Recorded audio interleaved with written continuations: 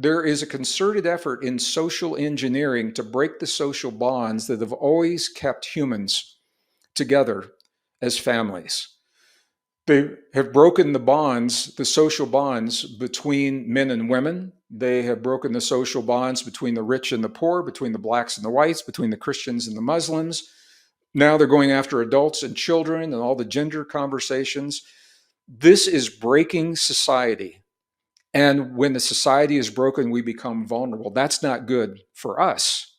Now there's a concerted effort to replace our biology with technology, with chemicals in the blood, artificial intelligence, computer chips in the brain, whatever the nano instruments are that are available. That we're already using them in medical technology. They're already available. It's just a difference in application.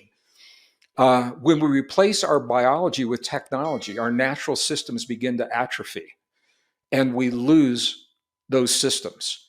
If you have a chemical giving you an immune response, your body will say, oh, you don't need me to do this any longer because the chemical is doing it. If you have a chemical producing hormones in your body will say, oh, you don't need me to produce those hormones anymore, so I'll simply stop. In one generation, next generation, the body says, oh, well, we don't do it that way anymore. That's a vestige of our past because we've got these new ways. This is how you lose a species.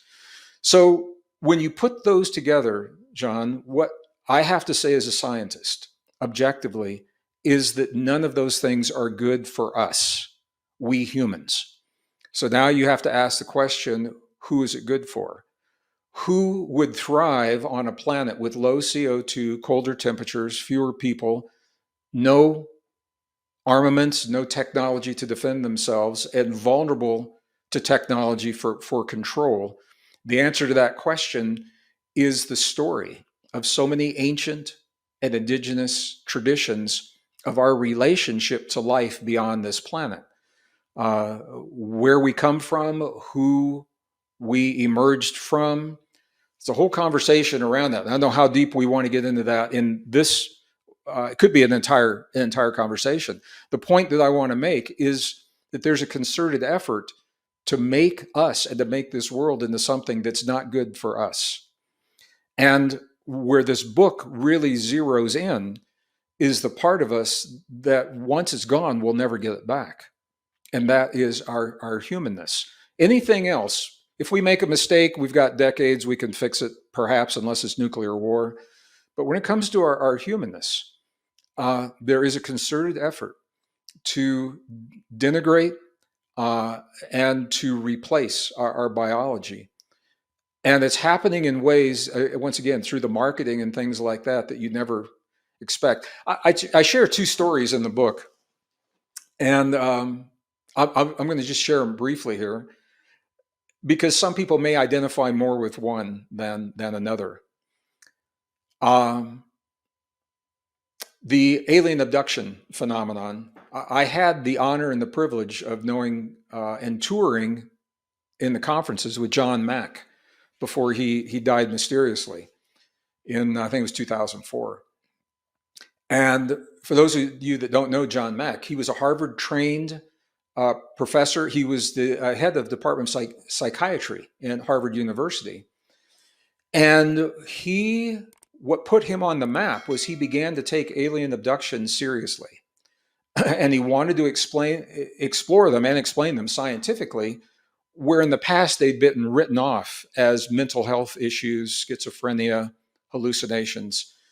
He did a worldwide survey and found that there were so many people that had such similar experiences. I mean, the explanations of the beings that they were talking to were so similar. He said there must be something going on here. And one of the common themes was that when the abductees asked their abductors the question that anyone would ask, well, why me? You know, why have you taken me? What am I doing here? And what is the purpose of this?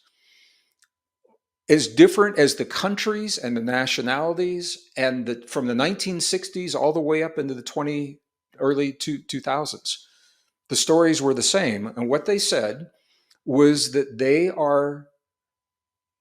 are a form of life that once was at the crossroads where we are now, where they had to choose between biology and technology for their bodies.